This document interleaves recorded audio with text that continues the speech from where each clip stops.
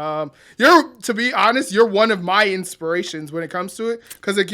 Because I'm so new to it, I'm like, well, where do I go? And then I see that your style is one that's like very fun, very like rough. It seems like it's like straight out of your mind onto paper, and you don't spend a lot of time thinking about it. You're just doing, which I love that second nature of it all. So let's just hop into the next question. Like, where did that creative style come from?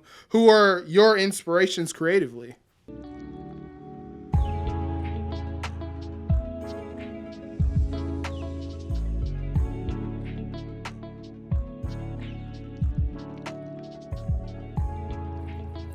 Yeah, I mean, the style I feel like really comes from something I'm trying to like lean into now is just trying to make lettering accessible to everyone.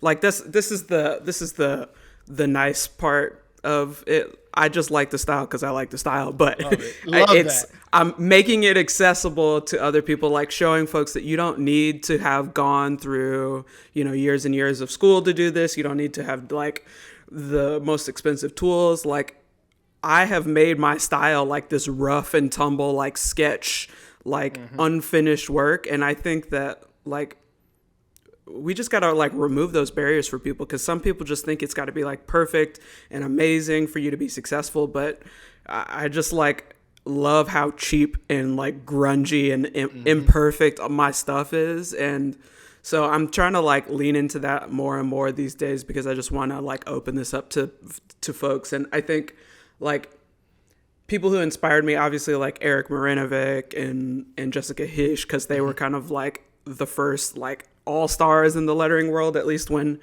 I was coming up. And now I feel like I'm trying to find inspiration from people who aren't letterers or people who aren't even artists. Like I get a lot of inspiration from music and like the feeling that provides, and just like being in relationship with real people and seeing signage around town. So like I moved to Nashville almost 10 years ago, and some of the black neighborhoods have this incredible like sign paintery vibe, and a lot of the old signage, because it's still like some of the original buildings in places. And I think finding inspiration from that is, a way to connect to legacy and history and all of that stuff. But it's also just a way to connect with the community as it exists today. So I'm trying to just like diversify where I get my inspiration from, because, finding it from the same two people for ever and ever is not always the most sustainable thing, For sure. But yeah, and that's what's so fascinating is like, when you're exploring something new, you kind of have to do that. Like all is the people who are doing it. But like as you get more comfortable, and as you get more comfortable in your style, you start seeing it everywhere, and you're like,